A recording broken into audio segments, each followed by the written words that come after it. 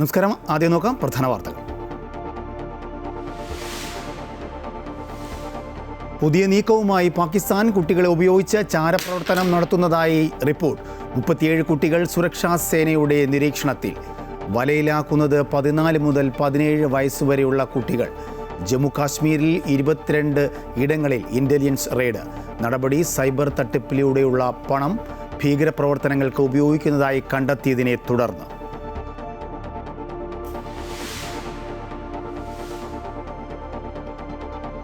UDF അധികാരത്തിൽ വന്നാൽ ജമാഅത്ത് ഇസ്ലാമി ആഭ്യന്തരം കൈകാര്യം ചെയ്യുമെന്ന AK ബാലന്റെ പ്രസ്താവനയിൽ കടുത്ത പ്രതിഷേധവുമായി കോൺഗ്രസ്.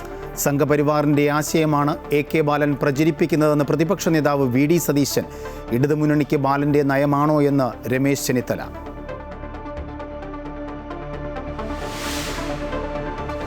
ശബരിമല സ്വർണ്ണക്കൊള്ളയിൽ A പത്മകുമാറിന് തിരിച്ചടി. ദ്വാരപാലക പാളി കേസിലെ ജാമ്യാപേക്ഷ കൊല്ലം വിജിലൻസ് കോടതി തള്ളി. ഉണ്ണികൃഷ്ണൻ പോറ്റിയും മുരാരി ബാബുവും വീണ്ടും റിമാൻഡിൽ. പത്മകുമാറിനെ CPM എന്തുകൊണ്ട് പുറത്താക്കുന്നില്ലെന്ന് പ്രതിപക്ഷ നേതാവ്. തന്റെ മൊഴിയിലെ അന്വേഷണവുമായി മുന്നോട്ടു പോകാൻ SITക്ക് പരിമിതിയെന്ന് രമേശ് ചെന്നിത്തല. തെരുവുനായ പ്രശ്നത്തിൽ മൃഗസ്നേഹികൾക്ക് സുപ്രീം കോടതിയുടെ പരിഹാസം. കടിക്കാതിരിക്കാൻ നായകൾക്ക് ഇനി കൗൺസിലിംഗ് മാത്രമാണ് ബാക്കിയെന്ന് കോടതി. നിയമങ്ങൾ കർശനമായി പാലിക്കുന്നതിൽ അധികൃതർക്ക് വീഴ്ച ഉണ്ടാകുന്നുവെന്ന് സുപ്രീം കോടതി നിരീക്ഷണം. ഇടുക്കി മാങ്കുളത്ത് കാട്ടാന ആക്രമണത്തിൽ കർഷകന് പരിക്കേറ്റു. കാപ്പിത്തോട്ടത്തിൽ വിളവെടുക്കുന്നതിനിടെ ആക്രമിച്ചത് താളുകണ്ടംകുടി സ്വദേശി സതീശനെ.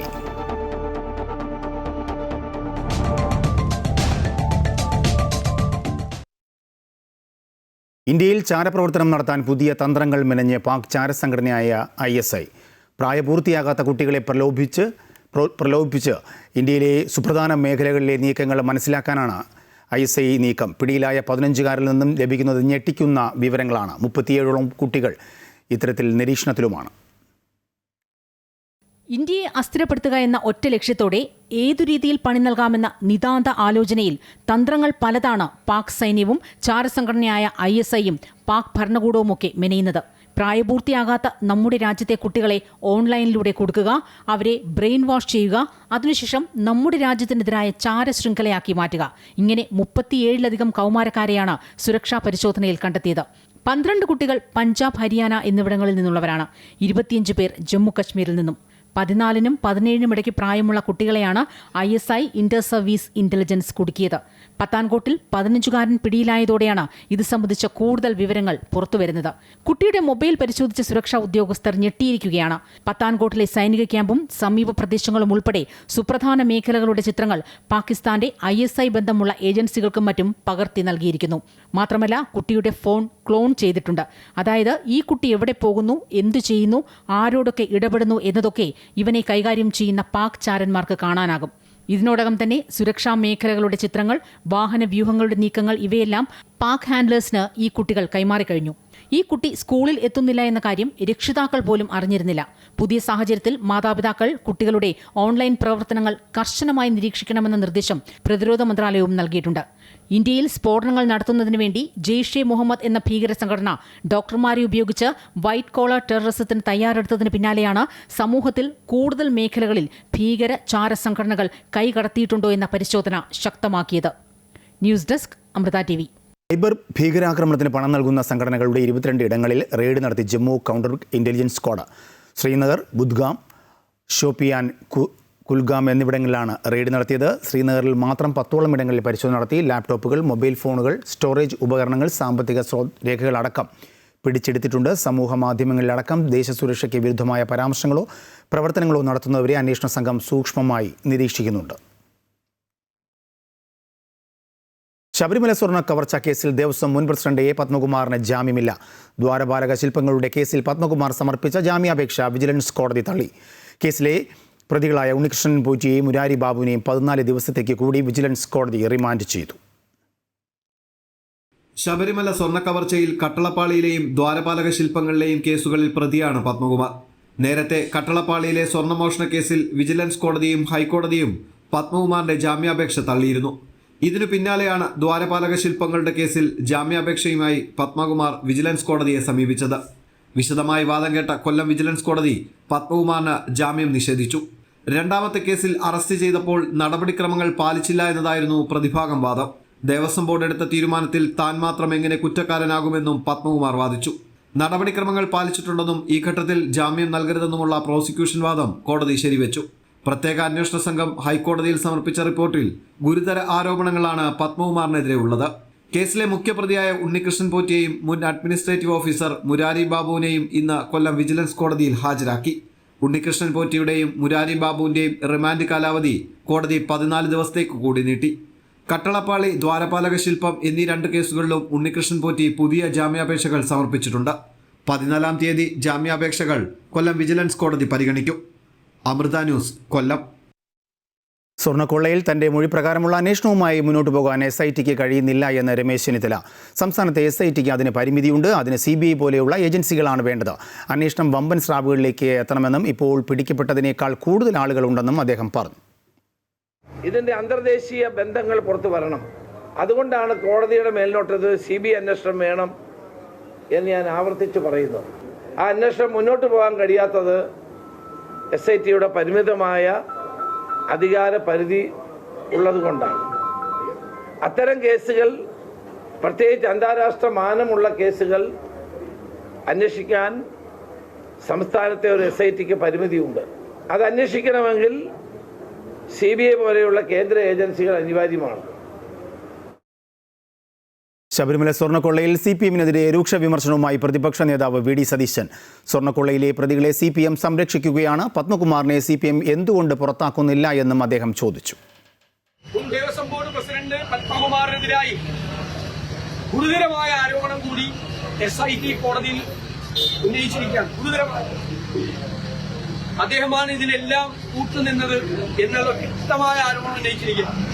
എന്നിട്ടും CPM ഈ അയ്യപ്പന്റെ സ്വർണം കവരാൻ കൂട്ടുനിന്ന ഗൂഢാലോചന നടത്തിയ പത്മകുമാറിനെയും മറ്റു നേതാക്കളെയും സംരക്ഷിക്കുക. ശബരിമല സ്വർണ്ണക്കൊള്ളയുടെ വ്യാപ്തി കൂടുന്നു എന്ന് Congress general secretary KC Venugopal. പത്മകുമാറിനെതിരെ നടപടിയെടുക്കാൻ പാർട്ടി ഇപ്പോഴും തയ്യാറല്ല.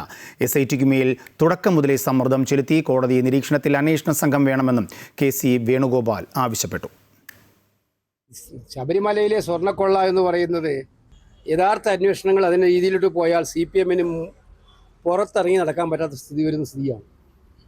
അതിൻ്റെ വ്യാപ്തി ഓരോ ദിവസം കഴിയുന്നതിനും കൂടിക്കൊണ്ടിരിക്കുകയാണ്. ഇപ്പോൾ ഏറ്റവും ഒടുവിൽ ഇന്നലത്തെ ഇന്ന് മാധ്യമങ്ങൾ വന്നിരിക്കുന്ന കാര്യം പത്മകുമാർ ഇതിനകത്ത് കൃത്യമായിട്ട് ഇൻവോൾവ്ഡ് ആണെന്നുള്ള വ്യക്തമായിരിക്കുകയാണ്. എന്നിട്ടും പാർട്ടി ഒരു നടപടിയുമില്ല. ഇപ്പോൾ പാർട്ടി ഇനിയും സംരക്ഷിക്കാൻ ഒരുപാട് ആൾ ഉണ്ട് എന്നുള്ളത് കൊണ്ട് ഇതിനെ ന്യായീകരിക്കുകയാണ്. ഇത് അങ്ങേയറ്റത്തെ അപഹാസ്യമായിട്ടുള്ള കാര്യമാണ്. ഞങ്ങൾ ആദ്യം തെരുവുനായ വിഷയത്തിൽ മൃഗസ്നേഹികൾക്ക് സുപ്രീം കോടതിയുടെ പരിഹാസം. കടിക്കാതിരിക്കാൻ നായകൾക്ക് കൗൺസിലിംഗ് നൽകുക മാത്രമാണ് ഇനി ബാക്കിയുള്ളതെന്ന് കോടതി പറഞ്ഞു. കപിൽ സിബലിന്റെ വാദത്തിനിടയിലാണ് കോടതിയുടെ പരാമർശം. ജസ്റ്റിസുമാരായ വിക്രംനാഥ്, സന്ദീപ് മെഹ്ത, NV അജാരിയ അടങ്ങിയ ബെഞ്ചാണ് ഹർജികൾ പരിഗണിക്കുന്നത്. ദേശീയപാതകളിൽ അലഞ്ഞുതിരിയുന്ന മൃഗങ്ങൾ വലിയ അപകടങ്ങൾക്ക് വഴിവെക്കുന്നുവെന്ന് അമിക്കസ് ക്യൂറി കോടതിയെ അറിയിച്ചു. മധ്യപ്രദേശ്, കർണാടക, UP, പഞ്ചാബ് സർക്കാരുകൾ തൽസ്ഥിതി റിപ്പോർട്ട് സമർപ്പിക്കുന്നില്ല എന്ന് അമിക്കസ് ക്യൂറി അറിയിച്ചു. ഡൽഹി തുർക്ക്മാൻ ഗേറ്റിന് സമീപത്തെ അനധികൃത കയ്യേറ്റങ്ങൾ ഒഴിപ്പിച്ചത് ഹൈക്കോടതി നിർദ്ദേശപ്രകാരമെന്ന് ഡൽഹി മുനിസിപ്പൽ കോർപ്പറേഷൻ. പുലർച്ചെ 1:30ഓടെയായിരുന്നു നടപടി. കയ്യേറ്റം ഒഴിപ്പിക്കാനെത്തിയ ഉദ്യോഗസ്ഥർക്ക് നേരെ കല്ലെറിഞ്ഞ സംഭവത്തിൽ 5 പേരെ പോലീസ് അറസ്റ്റ് ചെയ്തു. കുറ്റക്കാർക്കെതിരെ കർശന നടപടി ഉണ്ടാകുമെന്ന് ഡൽഹി പോലീസ് അറിയിച്ചു. വലിയ നിയമ പോരാട്ടത്തിനൊടുവിലാണ് ഡൽഹി തുർക്ക്മാൻ ഗേറ്റിന് സമീപത്തെ അനധികൃത കയ്യേറ്റങ്ങൾ ഡൽഹി മുനിസിപ്പൽ കോർപ്പറേഷൻ ഒഴിപ്പിച്ചത്. സയ്യിദ് ഫൈസ് എലാഹി പള്ളിയുടെയും ശ്മശാനത്തിന്റെയും സമീപമുള്ള ഭൂമിയിലുണ്ടായിരുന്ന അനധികൃത കയ്യേറ്റങ്ങളാണ് ഒഴിവാക്കിയത്. ഹൈക്കോടതി ഉത്തരവ് ലഭിച്ചതോടെയാണ് കോർപ്പറേഷൻ അധികൃതർ നടപടിക്ക് തുടക്കം കുറിച്ചത്. കോടതി തീരുമാനം നടപ്പാക്കുകയാണുണ്ടായതെന്ന് ഡൽഹി മുനിസിപ്പൽ കോർപ്പറേഷൻ ചെയർമാൻ രാജ ഇക്ബാൽ സിംഗ് പറഞ്ഞു. देखो, ये तो माननीय हाईकोर्ट का आदेश था. म्यूनिसिपल कॉरपोरेशन ने केवल आदेश का पालन किया. रामलीला ग्राउंड पे अवैध कब्जा था जिसमें बैंक्वेट हॉल चल रहा था, तो उसको हटाया गया और कोर्ट का जो भी आदेश होगा उसका पालन सख्ती से होगा. അർദ്ധസൈനിക വിഭാഗത്തിന്റെ കൂടി സംരക്ഷണം ഉറപ്പാക്കിയാണ് അനധികൃത കയ്യേറ്റങ്ങൾ ഒഴിവാക്കിയത്. 30-ലധികം JCB ഉൾപ്പെടെയുള്ള സംവിധാനങ്ങൾ ഇതിനായി ഉപയോഗിച്ചു. ഒഴിപ്പിക്കാനെത്തിയ പോലീസിനും ഉദ്യോഗസ്ഥർക്കും നേരെ വലിയ ആക്രമണമാണ് ഉണ്ടായത്. പോലീസിന് നേരെ പ്രദേശവാസികൾ കല്ലുകൾ എറിഞ്ഞു. ഒടുവിൽ പോലീസ് കണ്ണീർവാതകം പ്രയോഗിച്ചു. 5 പോലീസുകാർക്ക് സംഭവത്തിൽ പരിക്കേറ്റിരുന്നു. തിരിച്ചറിഞ്ഞ ചിലരെ ഡൽഹി പോലീസ് അറസ്റ്റ് ചെയ്തു. കൂടുതൽ അക്രമികളെ കണ്ടെത്താൻ CCTV ദൃശ്യങ്ങൾ, ഡ്രോൺ ദൃശ്യങ്ങൾ എന്നിവ പരിശോധിച്ചു വരികയാണ്. പലതവണ നോട്ടീസ് നൽകിയിട്ടും കയ്യേറിയിരുന്ന ആളുകൾ സ്ഥലം വിട്ടു നൽകാൻ തയ്യാറായിരുന്നില്ല. ഇതോടെയാണ് ഹൈക്കോടതി ഉത്തരവ് മുൻനിർത്തി ഒഴിപ്പിച്ചത്. രാംലീല മൈതാനത്തിന് സമീപമാണ് കയ്യേറ്റങ്ങൾ ഒഴിപ്പിച്ച ഇടം. കോർപ്പറേഷൻ സ്ഥലം കയ്യേറി ലൈബ്രറിയും മറ്റ് ഹാളുകളും നിർമ്മിച്ചിരുന്നു. ഈ സ്ഥലം കോർപ്പറേഷന്റേതാണെന്ന് ഹൈക്കോടതി വിലയിരുത്തുകയും ചെയ്തിരുന്നു. അടിയന്തരാവസ്ഥക്കാലത്ത് തുർക്ക്മാൻ ഗേറ്റിന് സമീപം ഒഴിപ്പിക്കൽ നടന്നിരുന്നു. അന്നുണ്ടായ സംഘർഷത്തിൽ നിരവധി പേർക്ക് ജീവൻ നഷ്ടമായിരുന്നു. അമൃത ന്യൂസ്, ന്യൂഡൽഹി. UDF അധികാരത്തിൽ വന്നാൽ ജമാഅത്ത് ഇസ്ലാമി ആഭ്യന്തരം കൈകാര്യം ചെയ്യുമെന്ന AK ബാലന്റെ പ്രസ്താവനയിൽ കടുത്ത പ്രതിഷേധവുമായി കോൺഗ്രസ് നേതൃത്വം. AK ബാലന്റെ പ്രസ്താവന ഏറ്റവും അപകടകരമെന്നും സംഘപരിവാറിന്റെ ആശയമാണ് പ്രചരിപ്പിക്കുന്നതെന്നും പ്രതിപക്ഷ നേതാവ് VD സതീശൻ കുറ്റപ്പെടുത്തി. നാട്ടിൽ വർഗീയത പരത്താനാണ് AK ബാലൻ ശ്രമമെന്നും ബാലന്റെ നയമാണോ ഇടതു മുന്നണിക്കെന്ന് വ്യക്തമാക്കണമെന്നും രമേശ് ചെന്നിത്തല ആവശ്യപ്പെട്ടു. പാലക്കാട് ഉപതെരഞ്ഞെടുപ്പ് മുതൽ UDFനെതിരെ കൃത്യമായി CPM പ്രയോഗിക്കുന്ന ആയുധമാണ് ജമാഅത്തെ ഇസ്ലാമിയും വെൽഫെയർ പാർട്ടിയും. വർഗീയ പാർട്ടികൾ മുസ്ലിം ലീഗിലൂടെ UDFനെ പിടിമുറുക്കുന്നു എന്ന രാഷ്ട്രീയ ആരോപണമാണ് പിന്നീട് ഓരോ തവണയും CPM പുറത്തെടുത്തത്. ഇത്തവണ നിയമസഭാ തെരഞ്ഞെടുപ്പിൽ അതിന്റെ തുടക്കമെന്നോണമുണ്ടായ AK ബാലന്റെ പ്രസ്താവനയെ കടുത്ത ഭാഷയിൽ വിമർശിക്കുകയാണ് കോൺഗ്രസ് നേതൃത്വം. UDF അധികാരത്തിൽ വന്നാൽ ആഭ്യന്തരം കൈകാര്യം ചെയ്യുന്നത് ജമാഅത്ത് ഇസ്ലാമി ആയിരിക്കും എന്നുള്ള പ്രസ്താവന സംഘപരിവാർ അജണ്ട ഇന്ത്യയിൽ എല്ലായിടത്തും നടപ്പാക്കുന്നതിന്റെ ഭാഗമായി അവർ നടത്തുന്ന പ്രചരണത്തിന്റെ ഭാഗമാണ്. അതേ സംഘപരിവാർ തന്ത്രമാണ് ഈ ഒരു പ്രസ്താവനയിലൂടെ AK ബാലൻ നടത്തിയിരിക്കുന്നത്. CPMന്റെ നേതൃത്വത്തിന്റെ അറിവോടുകൂടിയാണ് AK ബാലൻ ഈ പ്രസ്താവന നടത്തിയിരിക്കുന്നത്. വെള്ളാപ്പള്ളി നടേശൻ നടത്തിയ പ്രസ്താവനയും AK ബാലൻ നടത്തിയ പ്രസ്താവനയും തമ്മിൽ കൂട്ടിവെച്ചാൽ മതി. ഇത് BJPയുടെ സ്വരത്തിലാണ് അദ്ദേഹം സംസാരിക്കുന്നത്. എന്താണ് BJP പറയുന്നത്? അതേ സ്വരത്തിലും അതേ ഭാഷയിലാണ് AK ബാലൻ സംസാരിക്കുന്നത്. BJPയും CPMും തമ്മിലുള്ള അന്തർധാര വളരെ വ്യക്തമാണ്. BJP പറയേണ്ട കാര്യങ്ങൾ CPM പറയുന്നു, CPM പറയേണ്ട കാര്യങ്ങൾ BJP പറയുന്നു. രണ്ടുപേരും പരസ്പര സഹായത്തോടു കൂടി പ്രവർത്തിക്കുകയാണ്. തനി വർഗീയത വിളമ്പുന്ന പ്രസ്താവന AK ബാലനെ കൊണ്ട് പറയിപ്പിച്ചിരിക്കുകയാണ്. AK ബാലൻ നടത്തിയ പ്രസ്താവനയാണ് AK ബാലനെ കൊണ്ട് പറയിപ്പിച്ചിരിക്കുകയാണ്. ഇവിടെ ഇപ്പോൾ ആലപ്പുഴയിൽ SDPIയുടെ സഹായത്തോടു കൂടി മുനിസിപ്പൽ സ്റ്റാൻഡിംഗ് കമ്മിറ്റി ചെയർമാൻഷിപ്പ് നേടാൻ CPM പരസ്യമായി നടപടിയെടുത്തിരിക്കുകയാണ്. അവരാണ് തിരിച്ചു പറയുന്നത് കോൺഗ്രസ് വന്നാൽ UDF വന്നാൽ ജമാഅത്തെ ഇസ്ലാമി ആയിരിക്കും ആഭ്യന്തരമന്ത്രി. നിങ്ങൾ ആലോചിച്ചു വിരോധാഭാസം. എന്ത് പച്ച വർഗീയതയാണ്! തെരഞ്ഞെടുപ്പിൽ തോറ്റു കഴിഞ്ഞാൽ ആ തോറ്റതിൻ്റെ യഥാർത്ഥ കാരണങ്ങൾ കണ്ടുപിടിച്ച് നടപടിയെടുക്കുന്നതിന് പകരം കുരുടൻ ആനയെ കണ്ട പോലെയാണ് CPMന്റെ നേതാക്കന്മാരുടെ സ്ഥിതി. തദ്ദേശ തെരഞ്ഞെടുപ്പിൽ UDFനുണ്ടായ മുന്നേറ്റത്തിന്റെ തുടർച്ച നിയമസഭാ തെരഞ്ഞെടുപ്പിലുണ്ടായാൽ ഇവിടെ ജമാഅത്തെ ഇസ്ലാമി ആഭ്യന്തര വകുപ്പ് ഭരിക്കുമെന്നും മാറാട് കലാപങ്ങൾ ആവർത്തിക്കുമെന്നുമുള്ള AK ബാലന്റെ പ്രസ്താവനയിലെ രാഷ്ട്രീയ അപകടം കൃത്യമായി മനസ്സിലാക്കുകയാണ് കോൺഗ്രസ്. സംഘപരിവാറിന്റെ ആശയം പ്രചരിപ്പിക്കുന്ന CPM പുറത്തെടുക്കുന്നത് തനി വർഗീയതയാണെന്നും BJP CPM കൂട്ടുകെട്ടിന്റെ പ്രതിഫലനമാണെന്നുമുള്ള പ്രചാരണം ശക്തമാക്കുകയാണ് കോൺഗ്രസ്. അമൃത ന്യൂസ്, തിരുവനന്തപുരം. വിവാദ പരാമർശം നടത്തിയ AK ബാലനെ രൂക്ഷമായി വിമർശിച്ച യൂത്ത് കോൺഗ്രസ് സംസ്ഥാന അധ്യക്ഷൻ OJ ജനീഷ്. AK ബാലന്റെ നാവിൽ നിന്നും വന്ന പ്രസ്താവന പിണറായിയുടെ മനസ്സിലെ വിഷമാണെന്നും ബാലനെതിരെ കലാപാഹ്വാനത്തിന് കേസെടുക്കണമെന്നും OJ ജനീഷ് കോഴിക്കോട് പറഞ്ഞു. AK ബാലൻ്റെ നാവിൽ നിന്ന് വന്ന പ്രസ്താവന അത് പിണറായി വിജയൻ്റെ മനസ്സിലെ വിഷമായിട്ടാണ് പുറത്തു വരുന്നത്. നമ്മൾ നിരന്തരമായി കാണുന്നതാണ്. എപ്പോഴൊക്കെ പിണറായി വിജയനും ഇടതുമുന്നണിയും പ്രതിസന്ധിയിലാകുന്ന ഘട്ടത്തിൽ രാഷ്ട്രീയ നരേറ്റീവുമായി രംഗത്ത് വരുന്നത് ബാലനാണ്. പിണറായി വിജയൻ്റെ മകൾക്കെതിരെ കേസ് വരുമ്പോൾ, മകനെതിരെ കേസ് വരുമ്പോൾ മറ്റാരും പ്രതിരോധിക്കാനില്ലാത്ത ഘട്ടത്തിൽ പിണറായി വിജയന് വേണ്ടി രംഗത്തിറങ്ങി ബാറ്റ് ചെയ്യുന്നത് ശ്രീ ബാലനാണ്. ഇന്നലെ പറഞ്ഞ പ്രസ്താവന അത് കേരളത്തിൻ്റെ സാമൂഹ്യ മനസ്സിനെ വിഭജിക്കുന്നൊരു പ്രസ്താവനയാണ്. ഒരു മതധ്രുവീകരണം ഉണ്ടാക്കാനുള്ള ഒരു തീവ്രമായ ശ്രമം CPM നടത്തിക്കൊണ്ടിരിക്കുകയാണ്. സംഘപരിവാർ പോലും പച്ചയ്ക്ക് പറയാൻ മടിക്കുന്ന വർഗീയത CPMന്റെ ഉന്നതമായ പോളിറ്റ് ബ്യൂറോയിൽ അടക്കമുണ്ടായിരുന്ന AK ബാലനെ പോലെയുള്ള ആളുകൾ പറയുമ്പോൾ കേരളത്തിൽ ഈ തദ്ദേശ സ്വയംഭരണ സ്ഥാപനങ്ങളിലേക്ക് നടന്ന തെരഞ്ഞെടുപ്പിൻ്റെ പരാജയം അത്രത്തോളം ഇവരെ ഭ്രാന്ത് പിടിപ്പിക്കുന്നു എന്നുള്ളതാണ് നമ്മൾ മനസ്സിലാക്കുന്നത്. അതിൻ്റെ ഭാഗം ആരോഗ്യ വകുപ്പിനെതിരെ രൂക്ഷ വിമർശനവുമായി KC വേണുഗോപാൽ MP. കേരളത്തിലെ ചികിത്സാ പിഴവുകൾ ആവശ്യമായ രീതിയിൽ അന്വേഷിക്കുന്നില്ല എന്ന് KC വേണുഗോപാൽ കുറ്റപ്പെടുത്തി. ഒരു അന്വേഷണത്തിലും ചികിത്സാ പിഴവ് ഉണ്ടെന്ന് ഇന്നേവരെ കണ്ടെത്തിയിട്ടില്ല. കുറ്റം മറച്ചുവെക്കാനാണ് ആരോഗ്യ വകുപ്പ് ശ്രമിക്കുന്നത്. തെറ്റുകൾ അംഗീകരിച്ച് പരിഹരിക്കാൻ വകുപ്പ് ശ്രമിക്കുന്നുമില്ല. നമ്പർ 1 ആണെന്ന പറച്ചിലിൽ മാത്രമാണെന്നും അടിസ്ഥാന സൗകര്യം പോലും ഇല്ല എന്നും KC വേണുഗോപാൽ ആരോപിച്ചു. അവിടെ ഒരു ദിവസം മുഴുവൻ അവിടെ കിടന്നവർ ചിലർ രക്ഷപ്പെട്ടു, ചിലർ മരിച്ചു. അവിടെ നെഗ്ലിജൻസ് ഉണ്ടായിട്ടുള്ളതിൽ ആർക്കും പ്രഥമദൃഷ്ട്യാ ബോധ്യപ്പെടുന്നതാണ്. അതിൻ്റെ കാരണം കണ്ടെത്തി ഇത് ഭാവിയിൽ ഉണ്ടാകാതിരിക്കാൻ നടപടി എടുക്കുന്നതിന് പകരം അത് കവറപ്പ് ചെയ്യാൻ ശ്രമിക്കുകയാണ് ഗവൺമെൻറ് ചെയ്യുന്നത്. ഇത് കേരളത്തിലെ ആരോഗ്യ വകുപ്പിന് തന്നെ ഉണ്ടായിരിക്കുന്ന ഏറ്റവും ഗുരുതരമായിട്ടുള്ള പാളിച്ചകളും വീഴ്ചയുമാണ് എന്നതിലായിട്ട് സംശയം വേണ്ട. ഇത് ഒരാശുപത്രിയല്ല, നിരന്തരമായി റിപ്പീറ്റ് ചെയ്യപ്പെട്ടുകൊണ്ടിരിക്കുകയാണ്. എന്നിട്ടും അതെല്ലാം മറച്ചു വെക്കാനുള്ള നടപടിയാണ് ആരോഗ്യ വകുപ്പിൻ്റെ ഭാഗത്തുണ്ടായിക്കൊണ്ടിരിക്കുന്നത്. അതിന് പകരം അത് അഡ്രസ്സ് ചെയ്ത് പ്രശ്നങ്ങൾ പരിഹരിക്കാനുള്ള നടപടിയാണ് അവർ സ്വീകരിക്കേണ്ടത്. ഇടുക്കി മാങ്കുളം താളുകണ്ടംകുടിയിൽ കാട്ടാനയുടെ ആക്രമണത്തിൽ മധ്യവയസ്കന് പരിക്കേറ്റു. നാട്ടുകാരനായ സതീശൻ PKക്കാണ് പരിക്കേറ്റത്. കാപ്പി വിളവെടുക്കുന്നതിനിടയിൽ കാട്ടാനക്കൂട്ടത്തെ കണ്ട് ഓടി രക്ഷപ്പെടുന്നതിനിടയിൽ സതീശൻ വീഴുകയും വീണുകിടന്ന ഇദ്ദേഹത്തിൻ്റെ കാലിൽ കാട്ടാന ചവിട്ടുകയുമായിരുന്നു. കൂടെ ഉണ്ടായിരുന്ന തൊഴിലാളികൾ കാട്ടാനയെ തുരത്തി പരിക്കേറ്റയാളെ അടിമാലി താലൂക്ക് ആശുപത്രിയിൽ പ്രവേശിപ്പിച്ചു. സതീശൻ്റെ കാലിന് ഗുരുതരമായി പരിക്കേറ്റിട്ടുണ്ട്. ഇടുക്കി ഏലപ്പാറ ടൗണിന് സമീപം എത്തിയ കാട്ടാനയെ വനമേഖലയിലേക്ക് തുരത്തുവാനുള്ള ശ്രമം വിജയിച്ചില്ല. ജനവാസ മേഖലയിലേക്ക് കാട്ടാന കടക്കാതിരിക്കുവാനുള്ള വനം വകുപ്പിൻ്റെ നടപടിക്രമങ്ങൾ മന്ദഗതിയിലാണെന്ന് ജനപ്രതിനിധികളും നാട്ടുകാരും ആരോപിക്കുന്നു. ഇടുക്കി ഏലപ്പാറയിലും പരിസര പ്രദേശങ്ങളിലുമായി ഉണ്ടായിരുന്ന കാട്ടാന രാത്രിയോടെ ടൗണിന് സമീപം ശാന്തിനഗർ ഭാഗത്തേക്ക് എത്തുകയായിരുന്നു. വീടുകളിലുണ്ടായിരുന്ന ആളുകൾ ആനയെ കണ്ട് ബഹളം വെച്ചതോടെ സമീപത്തെ തേയിലത്തോട്ടത്തിലേക്ക് കയറി. പിന്നീട് കാട്ടാന പുതുലയം ഭാഗത്തെത്തി. ഇതുവഴി ഓട്ടോറിക്ഷയിൽ വന്ന യാത്രക്കാർ റോഡരികിൽ നിൽക്കുന്ന ആനയെ കണ്ട് ഓടി രക്ഷപ്പെടുകയായിരുന്നു. പോലീസ് വനംവകുപ്പ് ഉദ്യോഗസ്ഥർ കാട്ടാനയെ തിരഞ്ഞെങ്കിലും കണ്ടെത്താനായില്ല. തോട്ടം തൊഴിലാളികൾ ഉൾപ്പെടെ താമസിക്കുന്ന മേഖലയിലാണ് ഒറ്റയാൻ ഇറങ്ങിയത്. അതിലേ കയറി ഇതിലേ വരുമ്പോഴാണ് ലയൻസിലടുത്ത് ഞാൻ ഇറങ്ങി ഈ പോസ്റ്റിൻ്റെ അവിടെ നിൽക്കുമ്പോൾ ആന നേരിട്ട് കണ്ടപ്പോഴാണ് ഇങ്ങോട്ട് ഓടി വരുമ്പോഴാണ് പിള്ളേരുടെ കഥവൊക്കെ തുറന്നല്ലേ കിടക്കുന്നത്. കഥവടയ്ക്കാനായിട്ട് എല്ലാവരും വിളിച്ച് പറയുകയും ചെയ്യും.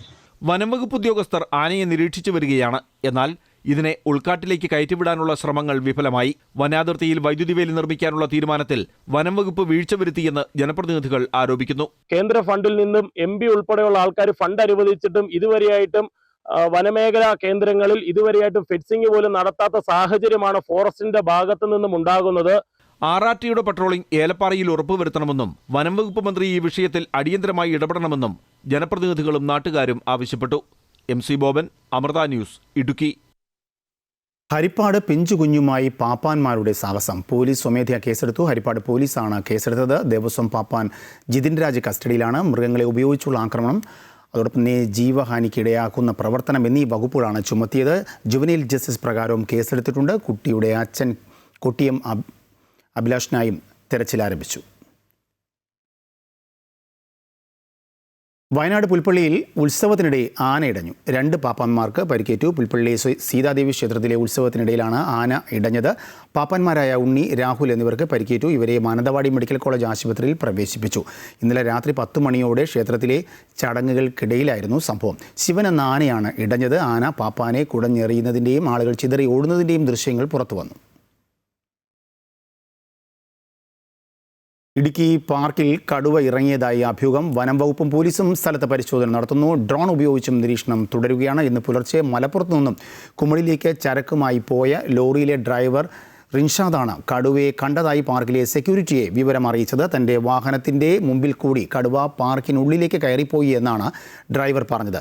സെക്യൂരിറ്റി ഗാർഡ് വനംവകുപ്പിന് വിവരം അറിയിച്ചതിനെ തുടർന്ന് വനംവകുപ്പ് ഉദ്യോഗസ്ഥരും ഇടുക്കി പോലീസും സ്ഥലത്തെത്തി ആദ്യഘട്ട പരിശോധന നടത്തി. ഡ്രോൺ ഉപയോഗിച്ചും മേഖലയിൽ പരിശോധന നടത്തിയെങ്കിലും കടുവയുടെ സാന്നിധ്യം കണ്ടെത്തുവാൻ കഴിഞ്ഞിട്ടില്ല. രാഹുൽ മാങ്കൂട്ടത്തിന് ആശ്വാസം. ബലാത്സംഗ കേസിൽ അറസ്റ്റ് തടഞ്ഞ നടപടി ഹൈക്കോടതി നീട്ടി. ഈ മാസം 21 വരെ അറസ്റ്റ് പാടില്ല. തിരുവനന്തപുരം പ്രിൻസിപ്പൽ സെഷൻസ് കോടതി മുൻകൂർ ജാമ്യാപേക്ഷ തള്ളിയതിനെ തുടർന്നാണ് രാഹുൽ മാങ്കൂട്ടത്തിൽ MLA ഹൈക്കോടതിയെ സമീപിച്ചത്. കേസിൽ രാഹുലിനെ അറസ്റ്റ് ചെയ്യുന്നത് ഇന്ന് വരെയാണ് കോടതി തടഞ്ഞിരുന്നത്. മുൻകൂർ ജാമ്യാപേക്ഷയിൽ പരാതിക്കാരിയെ ഹൈക്കോടതി കക്ഷി ചേർത്തു. മുൻകൂർ ജാമ്യാപേക്ഷയെ എതിർത്ത് കക്ഷി ചേരാനുള്ള അതിജീവിതയുടെ അപേക്ഷ ജസ്റ്റിസ് A ബദറുദ്ദീൻ അംഗീകരിക്കുകയായിരുന്നു. മറുപടി സത്യവാങ്മൂലം നൽകാൻ പരാതിക്കാരിക്ക് 2 ആഴ്ചത്തെ സാവകാശം കോടതി നൽകി. 21-ന് വിശദമായ വാദം കേൾക്കും. അതിനുശേഷമായിരിക്കും രാഹുലിന്റെ മുൻകൂർ ജാമ്യാപേക്ഷയിൽ കോടതി തീരുമാനമെടുക്കുക. News desk Amrita news. ഈ വർഷത്തെ ആദ്യ വിക്ഷേപണത്തിന് ഒരുങ്ങിയ ISRO PSLV 62 അടുത്ത തിങ്കളാഴ്ച കുതിച്ചുയരും. റിമോട്ട് സെൻസിംഗ് മേഖലയിൽ വിപ്ലവകരമായ മാറ്റങ്ങൾ ലക്ഷ്യമിടുന്ന അന്വേഷയാണ് പ്രധാന പേലോഡ്. ബഹിരാകാശത്ത് വെച്ച് ഉപഗ്രഹങ്ങളിൽ ഇന്ധനം നിറയ്ക്കുന്ന സാങ്കേതിക വിദ്യയും ഇതിനോടൊപ്പം പരീക്ഷിക്കും. തിരിച്ചുവരവിന് തയ്യാറെടുത്ത് PSLV. ഇന്ത്യൻ സ്പേസ് റിസർച്ച് ഓർഗനൈസേഷന്റെ PSLV C62 വിക്ഷേപണം ജനുവരി 12-നാണ്. ശ്രീഹരിക്കോട്ടയിലെ സതീഷ് ധവാൻ സ്പേസ് സെന്ററിൽ നിന്ന് രാവിലെ 10:17-നാണ് PSLV C62 കുതിച്ചുയരുന്നത്. 2 സ്ട്രാപ്പ് ഓൺ ബൂസ്റ്ററുകളുള്ള PSLV DL വേരിയന്റ് ഉപയോഗിക്കുന്ന 5ാമത്തെ വിക്ഷേപണവുമാണ്. കഴിഞ്ഞ വർഷം PSLV C61 വിക്ഷേപണത്തിൽ നേരിട്ട പരാജയത്തിന് ശേഷമുള്ള ആദ്യ വിക്ഷേപണമാണിത്. ചന്ദ്രയാൻ, മംഗൾയാൻ തുടങ്ങിയ ഇന്ത്യയുടെ അഭിമാന നേട്ടങ്ങളിൽ ഉപയോഗിച്ച PSLV ISROയുടെ ഏറ്റവും വിശ്വസനീയമായ വിക്ഷേപണ വാഹനം കൂടിയാണ്. കൃഷി, നഗരാസൂത്രണം, പരിസ്ഥിതി നിരീക്ഷണം എന്നിവയിലുടനീളം വലിയ മാറ്റങ്ങൾ ലക്ഷ്യമിടുന്ന EOS N1 അന്വേഷ ആണ് പ്രധാന പേലോഡ്. കൂടാതെ 18-ലധികം ഉപഗ്രഹങ്ങളും വിക്ഷേപണത്തിന്റെ ഭാഗമാകും. ഇവ വിക്ഷേപണത്തിലൂടെ ഭ്രമണപഥത്തിലെത്തിക്കും. ബഹിരാകാശത്ത് വെച്ച് ഉപഗ്രഹങ്ങളിൽ ഇന്ധനം നിറയ്ക്കുന്ന സാങ്കേതിക വിദ്യയും പരീക്ഷിക്കും. അന്താരാഷ്ട്ര സഹകരണത്തിന്റെ ഭാഗമായി ഇൻഡോ മൗറീഷ്യസ് സംയുക്ത ഉപഗ്രഹവും ദൗത്യത്തിൽ ഉൾപ്പെടുന്നുണ്ട്. ISROയുടെ ഈ വർഷത്തെ ആദ്യ വിക്ഷേപണമാണിത്. കൂടാതെ 101ാമത് ഓർബിറ്റൽ വിക്ഷേപണമാണിതെന്ന പ്രത്യേകതയും ഈ ദൗത്യത്തിനുണ്ട്. News desk Amrita TV. അഞ്ചരക്കണ്ടിയിൽ വൻ രാസ ലഹരിവേട്ട. 32 ഗ്രാം MDMAയുമായി 2 ഇതര സംസ്ഥാന തൊഴിലാളികൾ എക്സൈസിന്റെ പിടിയിലായി. പിണറായി എക്സൈസ് ഇൻസ്പെക്ടർ KS കണ്ണന്റെ നേതൃത്വത്തിൽ നടത്തിയ പരിശോധനയിലാണ് ആസാം സ്വദേശികളായ ഹസീദുൽ ഇസ്ലാം, മുഗിൻ ബാർ അലി എന്നിവർ പിടിയിലായത്. കോഴിക്കോട് സ്ഥാനാർത്ഥി നിർണയത്തിൽ ഒരു അപശബ്ദവും ഉണ്ടാവില്ല എന്നും 13-ൽ 13 നേടുക എന്നതാണ് കോഴിക്കോട് കോൺഗ്രസിന്റെ ലക്ഷ്യമെന്നും DCC പ്രസിഡന്റ് K പ്രവീൺകുമാർ. അതേസമയം മുല്ലപ്പള്ളിക്കെതിരെ പോസ്റ്റർ പതിച്ചവർ കോൺഗ്രസുകാരല്ല എന്നും പ്രവീൺകുമാർ പ്രതികരിച്ചു. വോട്ടർ പട്ടികയിൽ കൃത്രിമം നടത്തി അശാസ്ത്രീയമായ വാർഡുവിനം നടത്തിയിട്ടും കോഴിക്കോട് ജില്ലയിൽ ലോക്കൽ ബോർഡ് തെരഞ്ഞെടുപ്പിൽ 13-എടുത്ത് 10 UDF മുമ്പിലാണ്. കോഴിക്കോട്ടെ കോൺഗ്രസ് ലക്ഷ്യം 7, 8, 9, 10 അല്ല, 13 ഔട്ട് ഓഫ് 13 തന്നെയാണ്. അതൊരു സംശയം ആർക്ക് വേണ്ട. 13-ൽ 13 ഇത്തവണ ഞങ്ങൾ പിടിക്കും. മികച്ച സ്ഥാനാർത്ഥികൾ എന്ന് പറഞ്ഞാൽ കരുത്തുറ്റ സ്ഥാനാർത്ഥികൾ. കോൺഗ്രസിന് ഇത്തവണ MLA അല്ല, MLAമാർ ഉണ്ടാവും ജില്ലയിൽ നിന്ന്. 4 നൂറ്റാണ്ടിന് ശേഷം MLA ഇല്ലാത്ത വിഷമല്ല, ഇത്തവണ MLAമാരുണ്ടാവും. അല്ല, ഞാൻ മത്സരിക്കലല്ല ഇപ്പോൾ എൻ്റെ ജോലി. എൻ്റെ ജോലി 13 ഇടങ്ങളിലും പാർട്ടി ശക്തിപ്പെടുത്തലാണ്. ആ പ്രവർത്തനത്തിൻ്റെ ഭാഗമാണല്ലോ. നിങ്ങളെ ഇന്നലെ ക്യാമ്പ് കഴിഞ്ഞ് വന്നു, ഇന്ന് ജലം നടക്കുന്നു. ഞാൻ എല്ലാ 13 ഇടത്തും ശ്രദ്ധ കേന്ദ്രീകരിച്ചുകൊണ്ടിരിക്കുന്നു. നിയമത്തെ തൻ്റെ സ്ഥാനാർത്ഥിത്വത്തിൽ വ്യക്തത വരുത്തി V ശിവൻകുട്ടി. കൃത്യസമയത്ത് കൃത്യമായ നിലപാട് പാർട്ടി സ്വീകരിക്കും. ഇടതുമുന്നണിക്ക് നേമത്തെ വിജയം സുനിശ്ചിതമെന്നും ലോക്സഭാ തെരഞ്ഞെടുപ്പിൻ്റെയോ തദ്ദേശ തെരഞ്ഞെടുപ്പിൻ്റെയോ വോട്ടിംഗ് പാറ്റേൺ അല്ല നിയമസഭാ തെരഞ്ഞെടുപ്പിലെന്നും V ശിവൻകുട്ടി പറഞ്ഞു. മറ്റുള്ളവരുടെ പ്രതീക്ഷ വോട്ട് എണ്ണുന്നത് വരെ മാത്രമെന്നും ശിവൻകുട്ടി അമൃത വാർത്തകളോട് പ്രതികരിച്ചു. ഒരു വ്യക്തതയുടെ പ്രശ്നമില്ല. പാർട്ടിയുടെ സംസ്ഥാന സെക്രട്ടറി MV ഗോവിന്ദൻ മാഷ് പറഞ്ഞിട്ടുണ്ട്, പാർട്ടിയാണ് സ്ഥാനാർത്ഥികൾ നിശ്ചയിക്കുന്നത്. അതുകൊണ്ട് തന്നെ എന്നോട് ചോദിച്ച ചോദ്യങ്ങൾക്ക് എൻ്റെ ആ ധാരണ വെച്ച് തന്നെയാണ് ഞാൻ പറഞ്ഞിട്ടുള്ളത്. അപ്പോൾ എൻ്റെ വാക്കുകൾ അടർത്തിയെടുത്തുകൊണ്ട് ഒരു കൺഫ്യൂഷൻ ഉണ്ടാക്കുന്നതിന് വേണ്ടി മനഃപൂർവ്വം ചില ടെലിവിഷൻ ചാനലുകൾ ശ്രമിച്ചതാണ്. എൻ്റെ പാർട്ടി തീരുമാനിക്കും ഞാൻ മത്സരിക്കണോ വേണ്ടതെന്ന് സംബന്ധിച്ചിടത്തോളം. അത് ഞാൻ അനുസരിക്കും. അതാണ് എൻ്റെ നിലപാട്. ഇടതുപക്ഷ ജനാധിപത്യ മുന്നണി നിയമത്തിൽ ജയിക്കും, അതിനകത്ത് സംശയമൊന്നുമില്ല, ആർക്കും സംശയം വേണ്ട. ഇടതുപക്ഷ ജനാധിപത്യ മുന്നണിക്ക് പുറകോട്ട് പോകേണ്ട ഒരു കാര്യമില്ല. സാധാരണഗതിയിൽ കോർപ്പറേഷൻ ഇലക്ഷൻ്റെ വോട്ടിംഗ് പാറ്റേൺ ഒന്നാണ്, പാർലമെൻറ്റ് ഇലക്ഷൻ്റെ വോട്ടിംഗ് പാറ്റേൺ വേറൊന്നാണ്, അസംബ്ലിയുടെ വോട്ടിംഗ് പാറ്റേൺ ഒന്നാണ്. ഓരോ മണ്ഡലവും ഓരോരുത്തർക്ക് സുരക്ഷിതമാണെന്നൊക്കെ ചിന്തിക്കാം. അത് വോട്ട് എണ്ണുന്നവരെ മാത്രം. അത് കഴിഞ്ഞിട്ട് അതിൻ്റെ യഥാർത്ഥ റിസൾട്ട് വരും. അന്തരിച്ച മുൻമന്ത്രി VK ഇബ്രാഹിം കുഞ്ഞിന് വിട നൽകി. ജന്മനാട് ഇബ്രാഹിം കുഞ്ഞിൻ്റെ സംസ്കാരം ആലങ്ങാട് ജുമാ മസ്ജിദിൽ നടന്നു. പൂർണ്ണ ഔദ്യോഗിക ബഹുമതികളോടെയായിരുന്നു സംസ്കാരം. ഇന്നലെ രാത്രി മുതൽ ആലുവയിലെ വീട്ടിലേക്ക് ആയിരങ്ങളാണ് തങ്ങളുടെ പ്രിയ നേതാവിനെ ഒരു നോക്ക് കാണാൻ ഒഴുകിയെത്തിയത്. വിദ്യാർത്ഥി രാഷ്ട്രീയത്തിൽ നിന്ന് തുടങ്ങി മന്ത്രിപദം വരെ എത്തിയ ഇബ്രാഹിം കുഞ്ഞ് സാഹിബ് ഇനി സഹപ്രവർത്തകർക്കും നാട്ടുകാർക്കും ഓർമ്മ മാത്രം. ആലങ്ങാട് ജുമാ മസ്ജിദിലായിരുന്നു സംസ്കാര ചടങ്ങുകൾ. പ്രാർത്ഥനകൾക്ക് ശേഷം പൂർണ്ണ ഔദ്യോഗിക ബഹുമതികളോടെ മൃതദേഹം ഖബർസ്ഥാനിൽ സംസ്കരിച്ചു.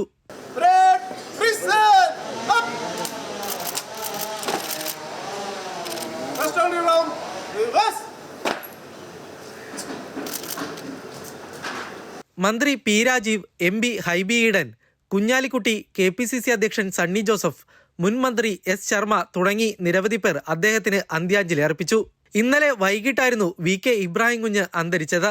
ക്യാൻസർ ബാധയെ തുടർന്ന് ഏറെ നാളായി ചികിത്സയിലായിരുന്നു. പഴയ മട്ടാഞ്ചേരി, കളമശ്ശേരി നിയോജക മണ്ഡലങ്ങളെ പ്രതിനിധീകരിച്ച് ഇബ്രാഹിം കുഞ്ഞ് 4 തവണ നിയമസഭയിലെത്തി. 2 തവണ മന്ത്രിയുമായിരുന്നു അദ്ദേഹം. അമൃത ന്യൂസ്, കൊച്ചി.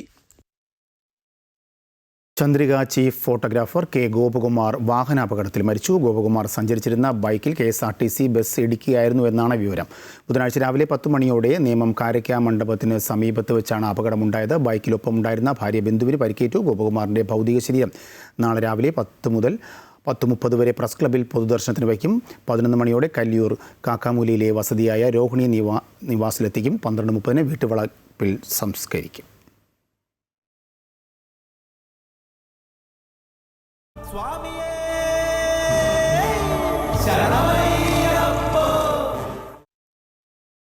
മകരവിളക്ക് അടുക്കുംതോറും ശബരിമലയിൽ വൻ ഭക്തജനത്തിരക്ക്. കഴിഞ്ഞ ദിവസവും മല ചവിട്ടിയവരുടെ എണ്ണം 1 ലക്ഷം പിന്നിട്ടു. 1,13,168 തീർത്ഥാടകരാണ് കഴിഞ്ഞ ദിവസം ശബരിമലയിലെത്തിയത്. തിരക്ക് വർദ്ധിച്ചതോടെ കൂടുതൽ നിയന്ത്രണങ്ങൾ ഏർപ്പെടുത്തി. നിലയ്ക്കലും പമ്പയിലും നിയന്ത്രണങ്ങളുണ്ട്. പമ്പ മുതൽ സന്നിധാനം വരെ പലയിടങ്ങളിലും ക്യൂവിലൂടെ നിയന്ത്രിച്ചാണ് ഭക്തരെ കടത്തിവിടുന്നത്. ശരംകുത്തിയിലും മരക്കൂട്ടത്തും ഏറെ നേരം കാത്തു നിൽക്കേണ്ടി വരുന്നത് തീർത്ഥാടകരെ ബുദ്ധിമുട്ടിലാക്കുന്നുണ്ട്. അയൽ സംസ്ഥാനങ്ങളിൽ നിന്നും എത്തുന്ന തീർത്ഥാടകർ ദർശനത്തിന് ശേഷം സന്നിധാനത്ത് തങ്ങുന്നത് തിരക്ക് ഇരട്ടിയാക്കുകയാണ്. മകരവിളക്കുത്സവത്തിനായി നട തുറന്നതിന് ശേഷം എത്തിയ തീർത്ഥാടകരുടെ എണ്ണം മുൻ വർഷങ്ങളേക്കാൾ കൂടുതലാണ്. ഇന്നും ഉച്ചയോടെ തീർത്ഥാടകരുടെ എണ്ണം 1/2 ലക്ഷം പിന്നിട്ടു. ഇപ്പോൾ സന്നിധാനത്ത് ദീപാരാധനയ്ക്കായി നട അടച്ചിരിക്കുകയാണ്. തത്സമയം